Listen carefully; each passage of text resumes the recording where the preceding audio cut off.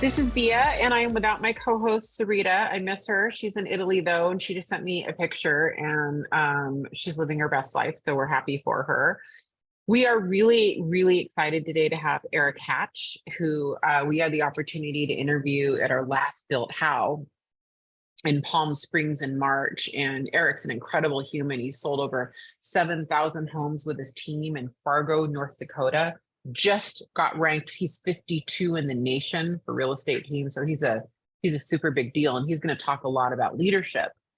So to start off with, I wanted to give a little bonus content today. And the backstory with this bonus content is that I worked directly with Ben Kinney for a number of years running his brokerages until last year when I came to work at Place. And I got a lot of one-on-one training from Ben because I was running a pretty big business division of his. And he taught me something in my first month of leadership that changed my life. It changed my leadership. It simplified it, made it doable, made me a better leader.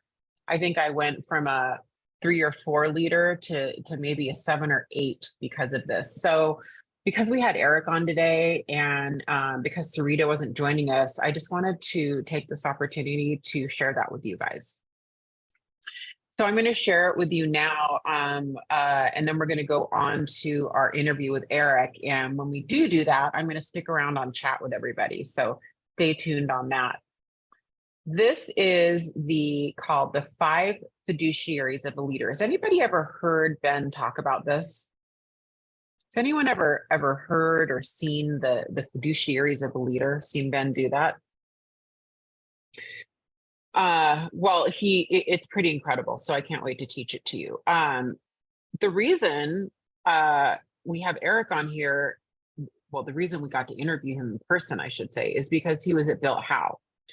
So I was on text and on the phone early this morning with our marketing department, begging them for a discount code for you guys, our Power Playbooks viewers and listeners, to come to Built How on a discount. So they granted us a 2-week code for 40% off. And I want to personally invite you guys to Built How Live this September 12th through 14th in Phoenix. It's incredible. It's amazing. I believe it's the best event in real estate.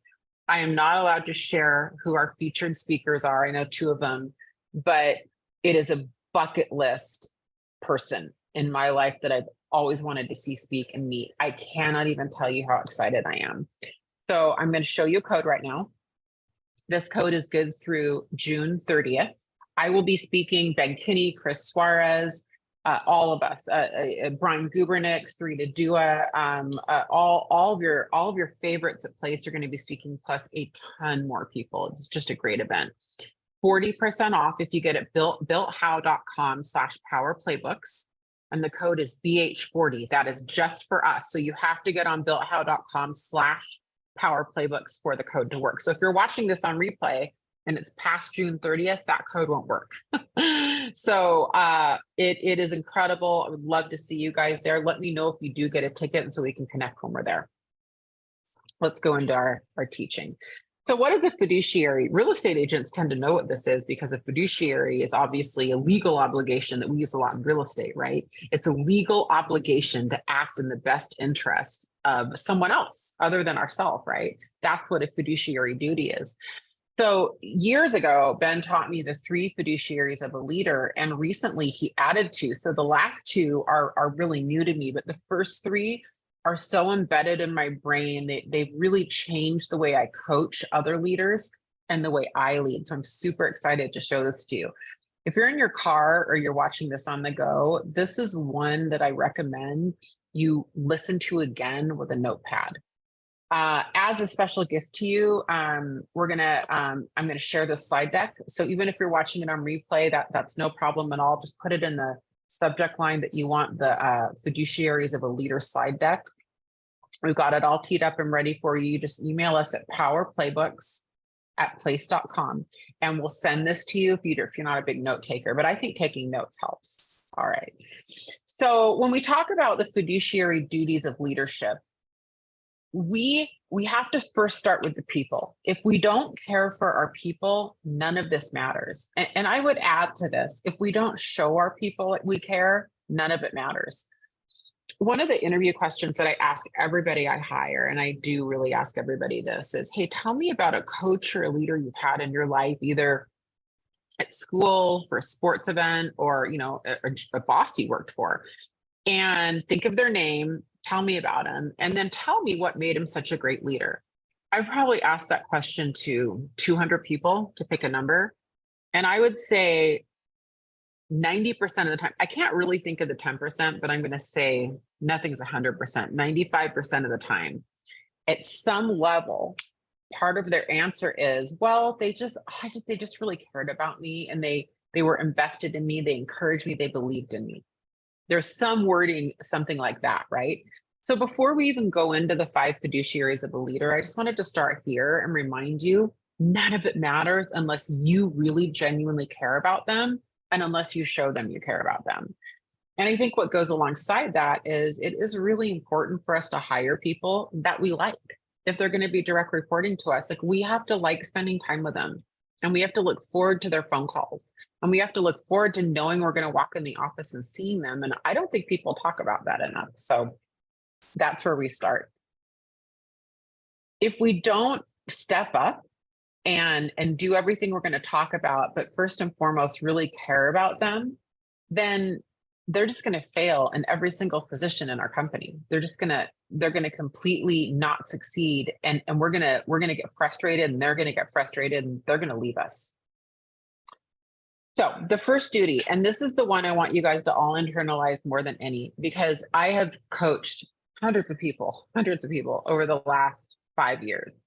And 90% of the time, another 90%, this is the one that we all fail on. This is the one, number one. It's so basic and so easy. And I'm going to give you a couple examples, but this is the one. The first fiduciary of the leader is, we have to clearly set expectations. We have to show them what the standards are that we expect. And most importantly, how do they win in their role? How do they win in their role? This isn't a list of tasks, and I understand that tasks are part of it, but they have to know effectively what their scoreboard's going to be. Like, what does winning mean? And it's a question now from a self-coaching standpoint. I ask myself so frequently, I self-coach myself with this, that I can help steer a leader. So when someone's leading me, I'm probably going to steer them through the 3 fiduciaries of a leader without even thinking about it. But as leaders, we need to steer our people through this. We need to create a plan, and they need to understand what should be done and when, and they need to know what's required. So Ben taught me this right when I started working for him in 2018. I woke up one night and the next day I went from a team of like 5 people to 1,250 people overnight when I took over 6 of our brokerages. It was crazy. And so he had me up to Bellingham a few weeks later, and, you know, I was like, I need some leadership training. I've never led this many people before. He said, well, I mean, the first thing is you have to show them what the standard is and what you expect. So I took out a Word document, and I just started typing. Okay, well, this is what I expect. You know, my team leaders to do 2 appointments a day, 10 a week, 40 a month. That was number 1. Number 2, to gross recruit 8 agents a month, and to make sure that their net was over 3 a month. Okay, that was number 2. And I just started listing. It was the most boring looking document ever. And every so often I would add to it as I got familiar with the role and I understood more. And I would say every 3 or 6 months, they would come on our weekly Zoom, and it would just be screen shared. And I'd go, hey, I added a few things, and we have some new people, so let's go over our standards again.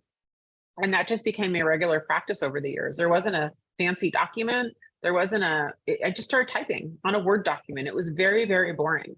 I did end up breaking it down to activities and results, so that they understood what their activity standards were, what their leading indicators were, and what their lagging indicators were, which, you know, but it didn't start that way. You guys, it started with like 3 things, you know, and then I built from there. So I just want to encourage you, if you're struggling with it, any of your agents, any of your staff, even your kids, you know, anybody in your life, the first question is reflecting inward and saying, well, did I tell them how to win in the role? Did I actually show them what winning looks like? And most likely this is where you've fallen down. Not to Maybe you haven't. This is where most people I coach do and where I have fallen down the most. So number one is set the standard often. Number two, we have to inspect what we expect. We have to inspect what we expect. In other words, we are really good at seagull management. You know what that is? You swoop down, you give everybody a whole bunch of stuff, dump your poop and fly away. That's seagull management. I don't always say poop when I say that either. So we need to not do that. We need to just not like dump a bunch of stuff and assume that it's being done, right? That's what a typical. So it's what I did for many, many years. I was not a great leader when I started leadership. And by the way, no one is a great leader when they start leadership. And if you're kind of struggling in that, I just want to encourage you. This simple framework is really going to help you, and keep doing it. Lean in. We don't all start that way.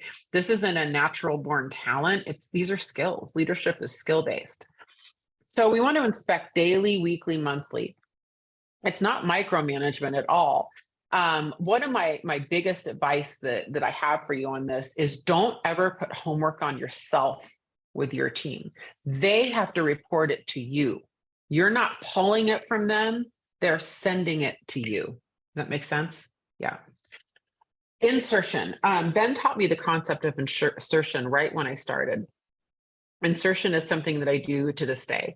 And that is when you have a person, a role, a division, one of maybe many companies that you run, depending on, what level you're at, when you have something that's not performing, what insertion is when you go in and complete observer mode and you sit side by side, either virtually or physically next to somebody, and you say, okay, we're going to go through the life of the lead. Let's just walk through it. So what happens? So, okay, the lead comes in, and then what? Well, I call them. Okay, perfect. When do you call them? How do you get notified? What's your script that you use? Okay, great. Then what do you do? Well, then I send it to an agent. Great. When do you log it into the CRM? How do you send it to the agent? Do you text at the same time that you email? What does this look like? How do you know to do that? Well, you're just drilling down and inserting so that you understand a process, right? So don't be shy about inserting into your own business. We want to be in observation mode, not in fix-it mode when we're inserting. When we're inserting, we're simply understanding and observing, and then we can kind of collaborate with that person or those people, that team together, and we can figure out what's right. So inspect what you expect. I like dashboards a lot because they're rolling up and they're reporting, and then you just have visibility on that. So I really, really like that. The last comment, people rise to the pace of the group. That's a scoreboard comment. That's a scoreboard comment. I love scoreboards, especially for salespeople. So all of us here, a lot of people here run real estate teams. You have to have a visible scoreboard. Agents will always be competitive with the pace of the group, always. So I'm a big believer in that. So number two is inspect what you expect. Number three, and here's a way to think of number three, just give them everything they need to succeed. Provide training, coaching, and mentoring. One of the things we talk a lot about in our organization, is the 80-20 rule, that most likely 20% of the top 20% of their job or their role, or your job and your role, are going to give you 80% of your income and 80% of your results, right? So really what the third fiduciary is making sure you're providing training, coaching, mentoring, and I would also add tech, environment, coaching, anything they need to succeed in that top 20% that's going to yield you 80% of your results. So this is just more of a gut check. Most people don't fail here. Most people perform really well with this one. We really fail on 1 and 2. 1 and 2 are about, even when we manage to do number 1 right, like set the standards, we probably aren't doing it often enough, and we probably are not checking and having accountability and inspecting what we expect a lot. That's pretty normal from what I see. Now the fourth one is new. The fourth and fifth one are new, and that's set and cast a relatable vision. Set and cast a relatable vision. What's a relatable vision? Well, it's what do they want their life to look like, right? So what do I want my life to look like? And then what do they want their career to look like? And then, what do we all collectively want our company to look like? The last line is really what this is about. A relatable vision means what's in it for me. What they really care about is what's in it for them. So if you just give a company goal and say, hey, we're going to sell 100 homes this year, that means nothing to them. It has nothing to do with what they want their life to look like. It has nothing to do with their earning goals, right? It has nothing to do with what they want their career to look like. It's just simply your goal that you've imparted on them. So when you have a relatable vision, it includes their vision in it, and it's very mindful of what's in it for them. That's a really good communication tactic that I teach a lot. Anytime you're leading, you always want to think in terms of, because they're all thinking, what's in it for me? So you always want to translate things into what's in it for them. That's just a good practice. And the fifth one is to create a culture. So does this mean everyone needs to bring a ping pong table into the office? I don't know why ping pong tables always come up with culture. The answer is no, maybe, but culture isn't playing ping pong together. It might be, that might be part of it, but culture is a lot of things. I just want to highlight the second bullet. Culture is productivity. Productivity has to be part of culture. When you're in an environment and 80% of a team is hitting and exceeding their goal and making a lot of money, because we're talking about a real estate team right now, that is a really, really good culture. It's not about a ping pong table. It's about a culture that's allowing and giving the right environment for team members to thrive, right? So you talk about retention. That's the best way forward on retention. Now, you can be productive in a fun way and in an attractive way. You can have, a great office. You can have great customer service. Your ops team could operate like the Ritz-Carlton. There's a lot of things we can talk about with culture. And by the way, I think that's the best way to attract agents, which is why it's the number one bullet. Agent attraction and culture. It's been interesting how many people have reached out to me to talk about opportunities at Place, and it's because they see our culture. It's inadvertent. They see social media and different people post things, and over time, your culture leaks out on social media. It's fascinating. No one has tried to orchestrate that, but you can't help but see all the happy, productive people out there. It really, really makes an impact. So at the end of the day, and again, that's why we're sending you the slide deck, because it's kind of a lot to try to write down in this period of time, or feel free to take a screenshot. But there's 5 questions you can ask yourself to kind of see how you're doing. You can also rank yourself from 1 to 10 on each of the 5 fiduciaries. But, ask yourself, does your team know how to win, right? Do they know what's expected of them? If I walked in and said to your team, hey, do you guys know do you know what's expected of you? Do you know what the activities are for you to sell okay, that's great. Your goal is 2 houses a month. Do you know exactly what's expected of you and what the standards are for you to get there? Would they be able to answer me and tell me how many calls they need to make, how many hours they need to prospect, track them with me? That's usually where we fall down. How often do you check in with your team and see where they're pacing, check in with them, meet with them one-on-one? Some of you are really great at that, at meeting with them one-on-one and keeping up with that. Some aren't. I am not good at that naturally. I'll just admit it. So do they have everything they need to succeed? Do they have the right, coaching and training and mentorship? Are they tapping into that? Are you inspecting that? Are you expecting that they're going to coaching and training and they're not? Right. So that kind of ties into number 2. You have to ask yourself, have you cast a vision and helped them cast their own vision that's relevant to both the team and the company and the agent? Do they clearly see what's in it for them when they're seeing that vision? And then the last one is, it's a real question. Like, if you really ask yourself a question, do we have a culture of productivity here? Do we have one? Right. So you can ask yourself those 5 focusing questions. So that is the best leadership training and advice I can give you. It helped me immensely. I can't stress how much that helped me. And like I said, email us at powerplaybooks@place.com and we'll send you that slide deck. And I would love to hear if anyone got any ahas in chat. But right now, I'm gonna tee it up to a phenomenal interview with a phenomenal human. If you guys haven't had the chance to meet Erik Hatch, I'm just gonna give a little intro and then let it roll. Erik is in Fargo, North Dakota. Has a 52nd largest team in the United States, according to Real Trends. It just came out last week. He sold over 7,000 units as a team. This last year, I think they sold 600 or 700. I'd have to check my numbers. He started off as a pastor and then went on to starting this real estate team. So he's just got a heart for leadership and for others, you know, and he's amazing. They've given away, I don't know how much, millions, I believe they've given away to, he's just great. So we had the opportunity to grab him in person at Built How a few months ago. For all of you who came onto the call late and you want to get on builthow.com/Power Playbooks, we have a 40% off code at that link, which is BH40. I'll put it in chat. Anyway, with that, Brent, my friend, I'm going to tee this interview, and I'm going to stick around on chat.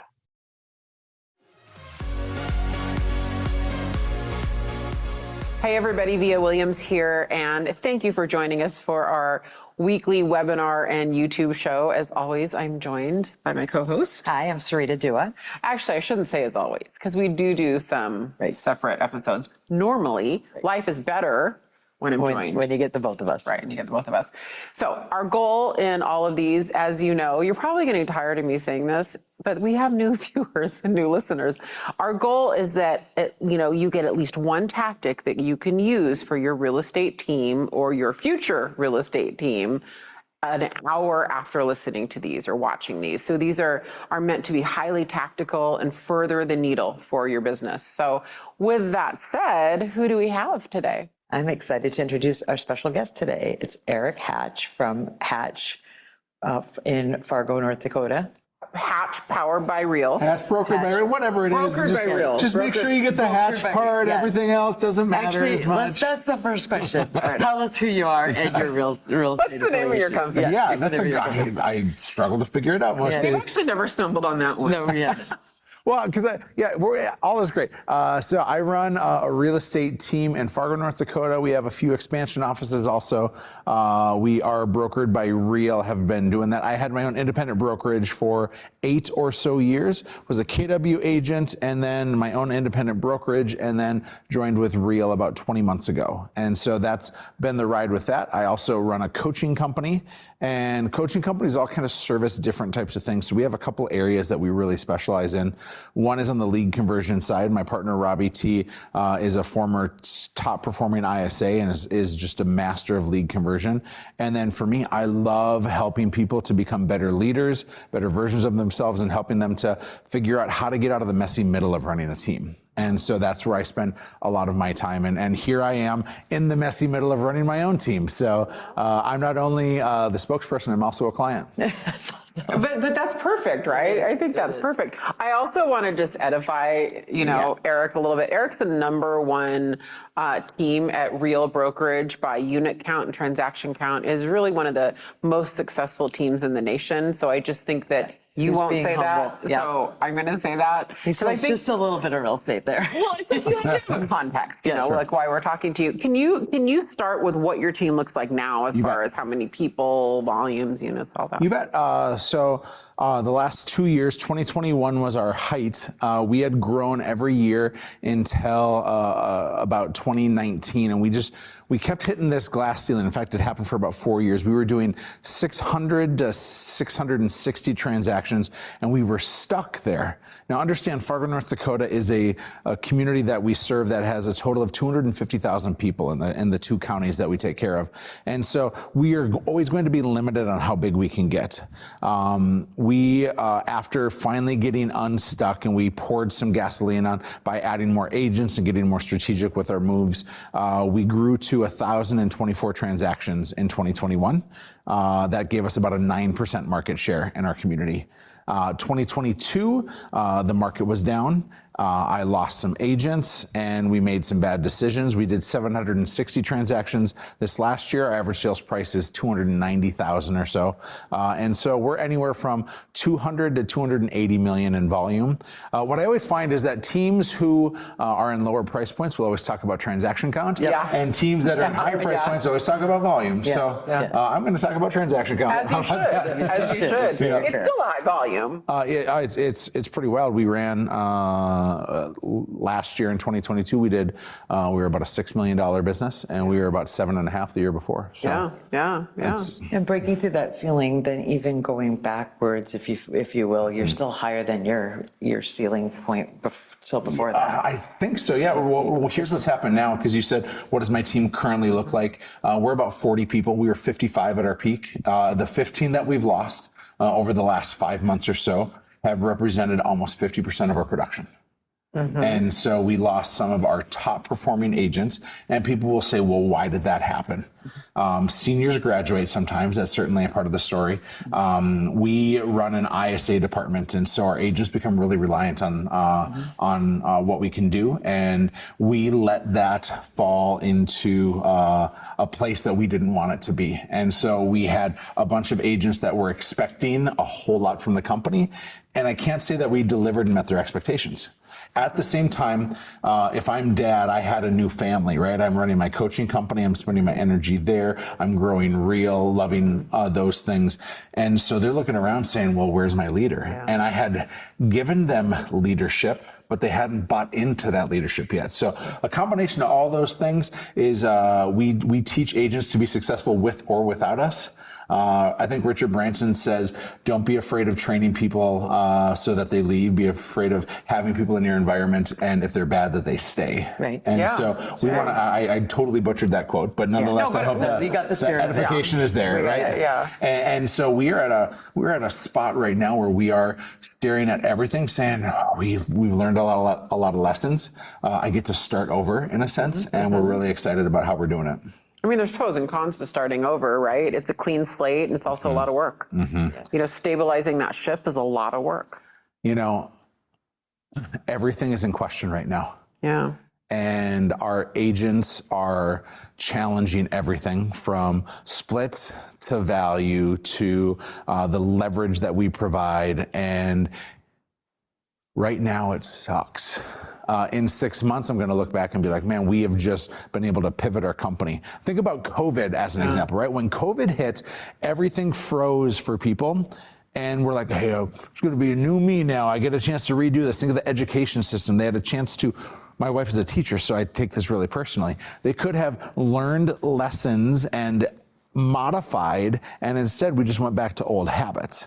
And I'll be damned if I'm going to go through this and not learn the lessons and modify to advance our cause, because I don't want the business that I had 2 years ago. I want the business that I'm about to have in 2 years. We should have you on every 6 months, because one of the things I love about you is you are not afraid to admit that just now. I'm such a hot mess. Yeah, it's no fun. But see, okay, we all are. Yeah. One that says it. Oh, thanks. And so I love that. And because you're so open during, you're so open during, listen, everybody's honest in retrospect. When everything's okay. Hindsight is a beautiful and they're thing. safely tucked in bed, they'll talk about, the crash, right? But I mean, you're willing to talk about it during. And I think that that's a really cool case study for people to walk through as you kind of, get through this. What would you call this? I mean, this is a dumpster fire right now. Well, I know it's a milestone moment. No, this is a rebirth. Rebirth. That's more what I'm saying. Yes. I use a rebirth mindset as a chance to say, like, hey, we did the best that we could with what we knew, and now we're playing a different game, and we have to quickly move. That's been such a learned lesson for me, is how much I need to quickly move towards this. I want to give you a couple of examples, though, of how transparency has become it is the soundtrack of my life. I love that. It started for me when I was 16 years old. My dad was never around. My sister was off serving in the Navy. My mom, who was working 3 jobs just so I didn't have to have Payless shoes, got diagnosed with stage 4 cancer. And so my mom fought for 5 years, eventually lost her life when I was 21. So this happened in 2001. But just 2 weeks before she died, the pastor tells this story at her funeral, is that it was one of those beautiful May days in North Dakota. And that's when it's all of a sudden 60 degrees. And so everybody puts on their shorts and their tank tops, and our pasty white skin is out there to soak it up. And so my mom was rocking her sandals and her shorts, and us Hatches are made as big boned people. And And so she didn't care. And she went to the grocery store and she was smiling up and down the produce aisle and runs into my pastor, gives him a big hug. And she knew that her life was on her final days. And it didn't matter. She was just enjoying the sunshine. And what he said was, Betty Hatch had her urine bag hanging by her ankle, swinging back and forth, unafraid of showing the world her brokenness, because that was actually her strength. And so I had this unbelievable example at a very early age. And when you lose somebody, you hang on to those lessons all the more so. Fast forward 10 years later, and my wife and I are trying to get pregnant, and it's so fun to try. One of my favorite pastimes. This got real weird. That was not TMI. That was great. But then it didn't work, and you could put on a sex schedule, and then you do all these shots and all these painful things. And then we went through this entire time of IUI and then IVF. Yep. 3 miscarriages, ectopic pregnancy, and now I have 2 kids and a vasectomy because it works so well, right? Like, just all these. I've talked about some weird stuff right away, but again, I want to be transparent. We bring it out of you. I want to be transparent and open with people, because I have a TED Talk that I did in 2016, humble brag, and that TED Talk talked about the importance of telling your story in the midst of the fire. And what happens is this, is when people get pregnant, the first trimester, they say, hey, you need to be really quiet about this. Right. This is when it is most fragile, when something could go wrong. And so we're told and taught as people that when life gets hard, we're to bottle it up. That is the most toxic, irresponsible leadership philosophy that I've ever heard. And yet it's rooted in our culture. It is, it's prevalent. And leaders have to go first. And so I want to, as a leader, show up and admit my warts. It's a defense mechanism, truly. I'll name my crap before somebody else will name my crap, because if I tell my story first, I'm in control of the narrative. They can't use it as a weapon against you. Tyrion Lannister, in the very first episode of Game of Thrones, says to Jon Snow, he says, "Bastard, never forget who you are. Wear it like armor to protect you so nobody else can hurt you," right?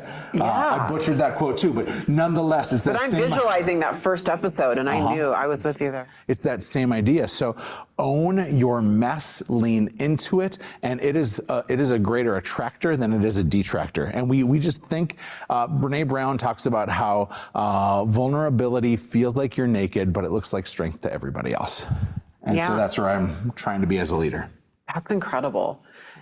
I find myself wondering, a little bit, just briefly, can you walk us through, like, first day of real estate to where we are now? 2006, I get licensed, and I was a part-time agent. Ladies, I don't want to brag, but my first year I sold 0 houses. Watch out now. Wow. Watch out. Yeah, thank you. Thank you, world. But wait. Huzzah. But wait. Why real estate? What were you doing before? I was in ministry. I was doing youth ministry. And if we're going to get fully transparent here, we've already talked about your sex life. Yeah. We're in. Yeah. So my mom dies in 2001. She was a secretary, didn't have a lot of money or other things. And what happened is, when she passed away, I had enough money to pay off my student debt, my student loans, to pay off my car. I tucked away about $10,000 into IRAs and life insurance policies because I wanted to protect my future. And then I had about $5,000 left to spare. And I became a professional gambler at the age of 21.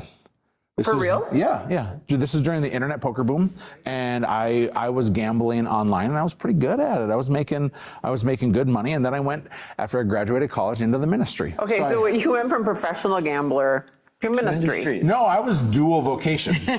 You were a professional gambler while in the ministry. Sure was. Ministry. Yeah, sure was.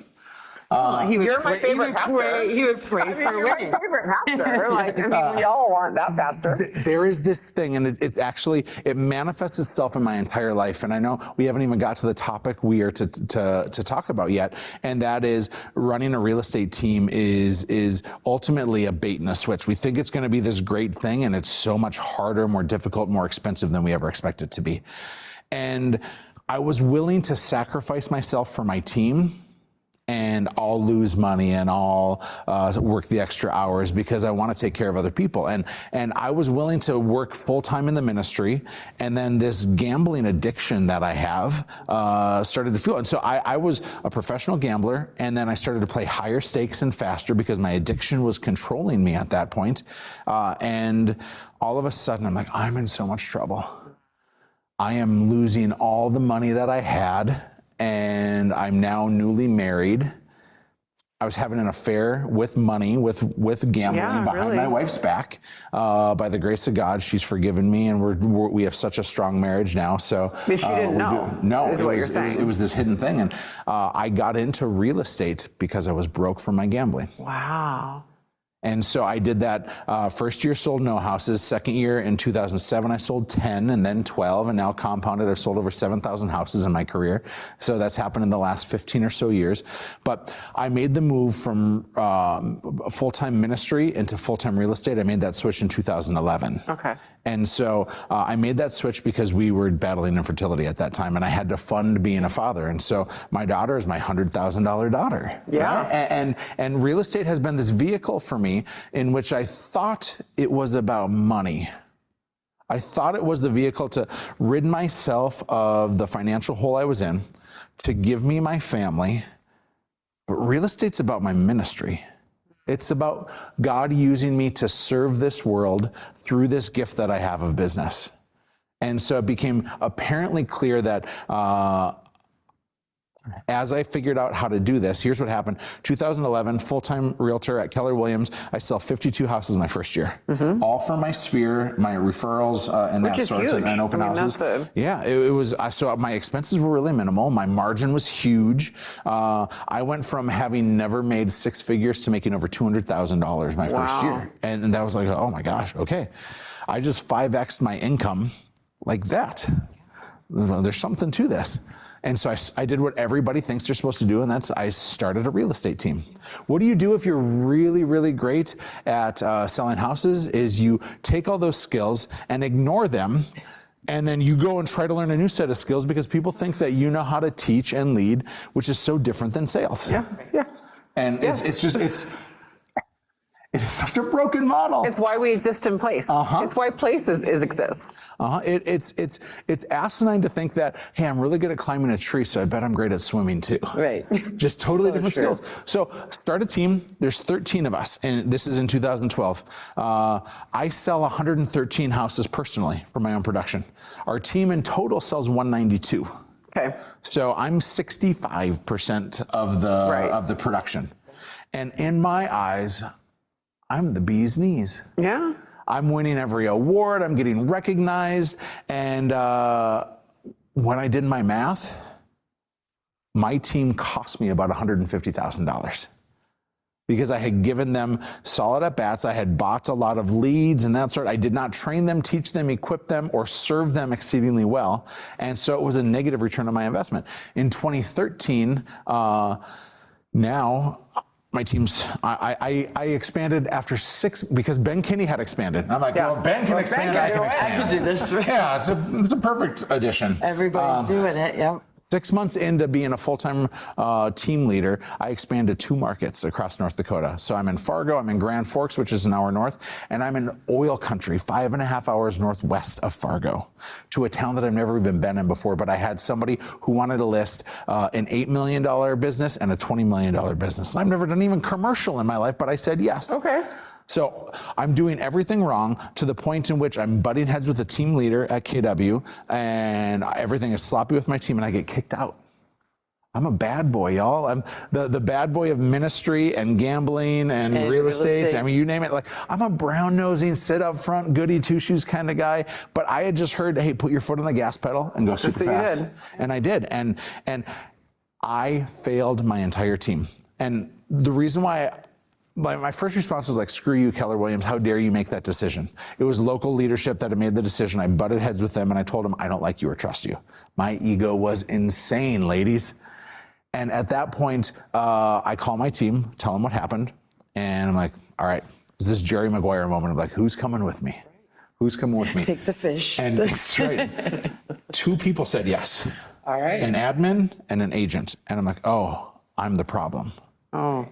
And I recognize I've been doing all this wrong because I thought that they would win by assimilation and alignment with me. And I recognize that this was actually supposed to be my ministry, where I need to partner with them. I need to set them up to win from moment one. So fast forward 8 years later, and every top realtor in Fargo, for the most part, is still working with me or has once worked with me. Yeah. And we've just taken people's lives and gone to such a huge, awesome new place. But here's the sticking point of it all, is if I could do it all over again, I think I would go and grow a big team again, because I'm called to it. Patrick Lencioni talks about in The Motive, which is such an important book for any team leader to read. He talks about why you would actually want to lead a team. And it's not because you want to make money off of people. And it's not because you want this incredible accolades. The myth in real estate is this, is when you start a real estate team, you will make more money and you will work less. And it is the opposite of that for so many people, is they make less money and they work more. And their stress compounds at such a great length. And so Lencioni says in The Motive that we need to be the chief reminding and repeating officer. And he says that we have to be this person who loves leading people. That's what we're called to. And I'm one of those weirdos that my life's mission is to be a chapter in as many books as possible. I don't need an incredible autobiography. I want to be important in your life and in your life. And that for me is what I want on my tombstone. I want to be known for making a difference in this world, regardless of what I get for myself. And so that's why I think if I had to do it all over again, I would still run a big team. But for 90% of people that are listening to this or watching this, I don't think they should start a big team. I don't. I think that you're probably good at sales and you want more time and more money. And so instead of starting a really big team, I think a micro team is the solution. My wife always tells me size doesn't matter. And so, oh shoot. Oh, this is a good one. Gotta keep that in my head. People measure by transactions. They measure by volume, as we talked about just a few moments ago. They measure by team size. They measure by all those things that matter not whatsoever. What matters in this business is wealth. Wealth is a combination of three things. Yes, it's money, right? It's resources that you have. It's time. And it's the people that you're surrounded with. I know a lot of rich people. I don't know that many wealthy people. Mm-hmm. I know a lot of people who have a bunch of money, but they don't have any time, or they're surrounded by a bunch of a-holes. And so if you want to have a really great life, and that's what I want for the people I'm connected with, and that's how I want to serve this world, size doesn't matter. I think if you choose to lean into the micro team model, and this is a different iteration than what most people understand in the real estate community. Literally, as we're recording this, we're at the Bill Tao event. Yeah. And I'm on a flight with a guy that used to be on my team. He was my expansion agent in Grand Forks. His name's Jonathan, such a great dude. And I had to call him and say, hey, I just got kicked out of Keller Williams. Sorry, I guess we're not, the band's breaking up. Yeah. And we hadn't seen each other in 10 years until the airport yesterday. And so we're having this conversation and I'm like, dude, how's your business? He's like, well, you know, my team and I sold 76 houses last year. I'm like, that's awesome. He's like, yeah, I was 73 of them. I'm like, oh, okay. And so we started to talk about this. And the myth is a new agent is going to make me money. Yeah. That is the myth in this industry. If I were to give you, hear my voice crack there? I just hit puberty while we're here. This is a great day. If I were to give you 5 quality at-bats as a new agent, right? These are referrals. These are Zillow, really easy, low-hanging fruit things. If I give those to one of you, you're going to close all 5, aren't you? I mean, yeah, you're ballers. You're top of the game. Yeah. How many of these do you think a new agent's going to close? 0 or 1. Yeah, let's give them the benefit of the doubt, Sarita, right? 2. We'll even say 2. But let's break this math down, okay? $10,000 a commission. Mm-hmm. You close it, $50,000 bucks. Mm-hmm. You're on a 50-50 split with your agent because you want to give them this big life, this big opportunity.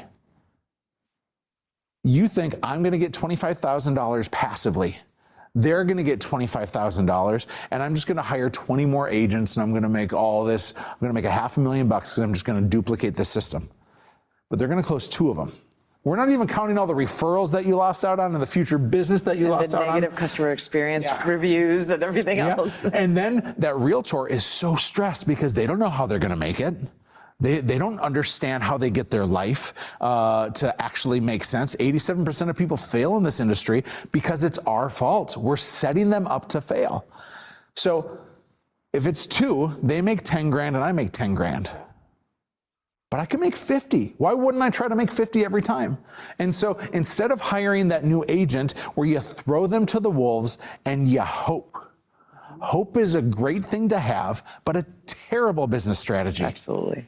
And so take that person, put them in your passenger seat and say, let's go. You're going to be the nurse. I'm going to be the doctor. You're going to build the relationship. You're going to do the minutia killing things. You're going to be my partner. Place uses the language of partner all the time. I love the word partner. Does it mean we're walking into a saloon and we're about to have a gunfight? Does it mean that we're life partners? Does it mean that we're business partners? I don't know what partner means, but I love the word partner. And so it can mean a lot of things. So when you have an agent partner alongside, that new agent comes along, you're still going to close 5 out of 5. But the thing that people want in this industry is to make more and to work less. Well, if I keep all 5 of those transactions, do we agree that I make more? Mm-hmm. Yeah. If I have an agent partner who manages the relationship, who does all the showings, who handles the inspections, who takes care of putting together the client gift, who does the runner responsibilities going around town, do I work less? Yes. Mm-hmm. Yes. And so you can literally have your cake and eat it too by, instead of trying to grow a big team with a bunch of new agents, and gang, please hear me, of everything I say, this is the thing that I'm most passionate about. We have a fiduciary responsibility to give exquisite care to our clients. And when you give a new agent to the client, you are like abandoning that fiduciary responsibility because you know it's better in your hands than in their hands. Right. And so it's an ethical game. It's better for you because you get more time. It's better for the client because they get 2 for the price of 1 and they don't get stuck with a new person. And it's better for that new agent because now they get their MBA in real estate by being aligned with you. So I've been teaching this model. I wrote a book on this with my partner, Robbie. It's called The Perfect Real Estate Agent Blueprint. And we are literally trying to change that shifting model of, if you're going to grow a big team, here's the model for it. We have that. We'll put a link to that in our show notes. It's a book that we're giving away for free. You just need to DM me the word blueprint on Instagram at Real Erik Hatch, and you get a copy to the book.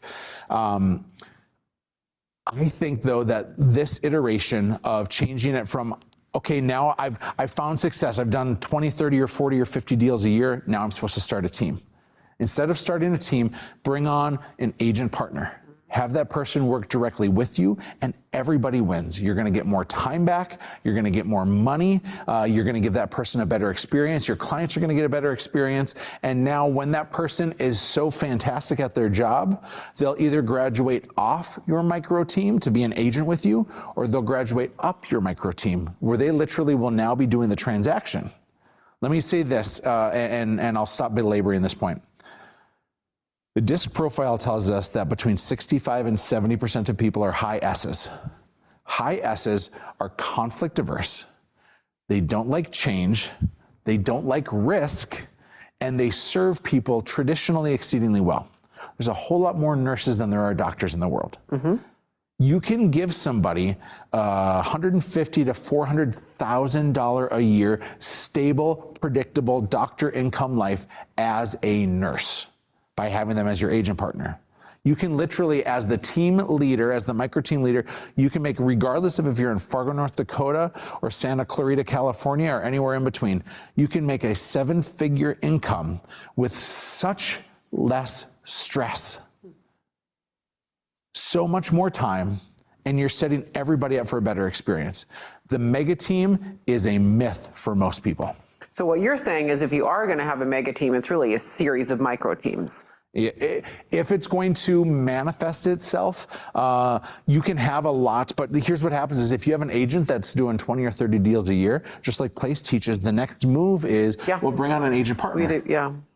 And you don't have to go and start your own business. Just continue to places teaching this too, right? You build a micro team, but we treat this differently in one iteration, and that is we pay these people a salary. Yeah. And that is so scary for people. In fact, in talking to Jonathan, my old expansion agent, I'm like, dude, you got to look into this. He's like, well, I read your book and I understand it, but I'm afraid of paying the salary. I'm like, Jonathan, you did 73 transactions last year. You paid the salary. Yeah.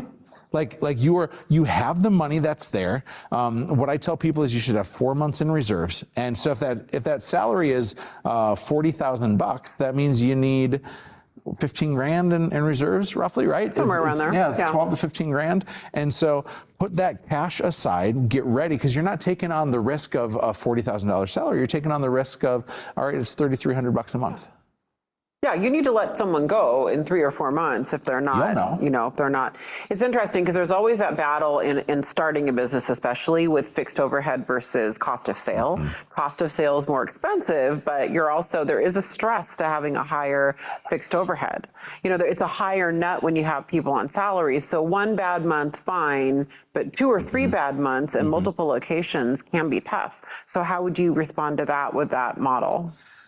Whenever we hire somebody on a salary as a licensed agent, we tell them, as our market currently sits, this is the best model.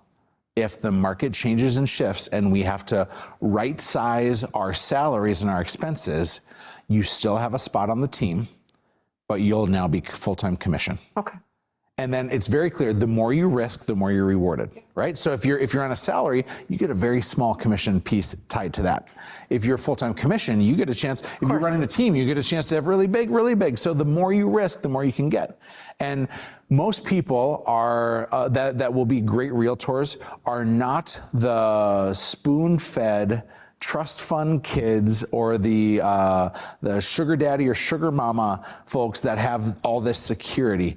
It's people who are baristas and retail workers and social workers who don't have the financial ability to jump into real estate unless you actually pay them a salary. So your talent pool deepens at the same time in which you'll have somebody that will stay with you for a longer period of time than those super highly distracted high I's and D's, which we all are. Yeah. And plus, they do what you tell them. I mean, if they're an employee, if they're a W-2 employee, you can literally prescribe, you will do this at X time. I think I could ask almost any rainmaker to say, what's your biggest headache? And most of it comes down to independent contractors. For sure. Because what you have is everybody calling their own shots. Sure. And when you're dealing with somebody who is an employee, you're now calling the shots. You can't tell them, everything's a guideline. You can't tell them when to be in or what to do because they're independent contractors. It's like you have teenagers. Yep, exactly. For sure. So you gave us a lot of information, and I love it.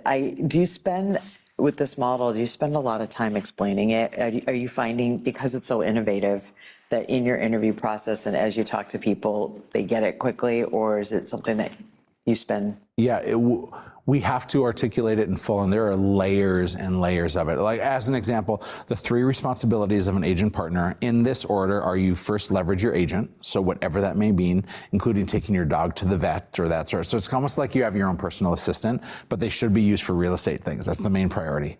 The second is that they are to train and develop. This is an iteration from other people, is you're trying to develop your next level of talent. So you will financially invest in their training. And then the third is you want them to be lead generators.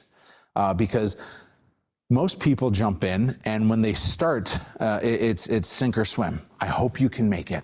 Well, I want you to train by leveraging me, and I want you to earn a salary while you figure out how to become a great lead converter. And once you are a great lead generator and lead converter, I have confidence that I can send you out of the nest. And so I have to explain this until I'm blue in the face over and over again. And I get more excited about it every time, because this industry needs change. Right now, it is a broken industry where too many people are failing and floundering, and we can do better, and leaders have to get louder on this. I love it. And I would just say, I mean, and I'm very careful about selling from the pulpit, but you have just teed up exactly why Place exists, though. You know, where powering back-end business systems and back-end business structure, right, to extraordinarily talented leaders and salespeople is why we're all talking today, right? So, I mean, it's really a great I have to say it's a great lead into that. You're going to ask your question. Yes, I am. I just want to say this. I know we're probably over on time. When this airs, it'll be known that my team, Hatch Broker by Real, has partnered with Place. And when people ask me, Eric, why are you partnering with Place? There's a book called Who Not How by Dan Sullivan. Yeah. And if you can, and if you haven't read the book, I'll at least summarize it, is you have to work smarter, not harder. And relationships matter a whole lot. And so if Mark Cuban came to me and said, hey, I wanna partner with you, I'm gonna be like, yeah, man. Yeah. Whatever is it gonna take? And for me, that's what Place represents, is they're my shark. Yeah. They're the group that's going to take me farther. And so this agent partner thing is like, to understand, in Fargo, North Dakota, I'm that shark. And a new agent that wants to come on board and learn, they can align with Mark Cuban, they can align with Erik Hatch. It's the same kind of iteration. And so when you align with somebody who is where you want to be, you're going to go farther than you ever thought standing on your own. 100%. 100%. Eric, last question. What literally keeps you up at night, stresses you out in today's market? My team. So I have a number of businesses. My team represents about 20% of my income, currently 60% of my time, and 95% of my stress. I want to do everything within my power to help them to win. This market is more challenging to win, and even more so, the mindset that our agents are currently carrying is a defeated mindset. It is the blame game of the market or our team transitioning and making all these changes. The blame game is happening not because they're malicious or bad, but because they're in self-preservation mode. It's human nature. And so I am exhausted with anxiety trying to figure out, how do I help my people to win? And if I get to be that shark, I'm going to help them to win. Love it. Love it. Thank you so much. So good. Thank you, everybody, for joining us, and we will see you next week. Thanks, ladies. Bye now.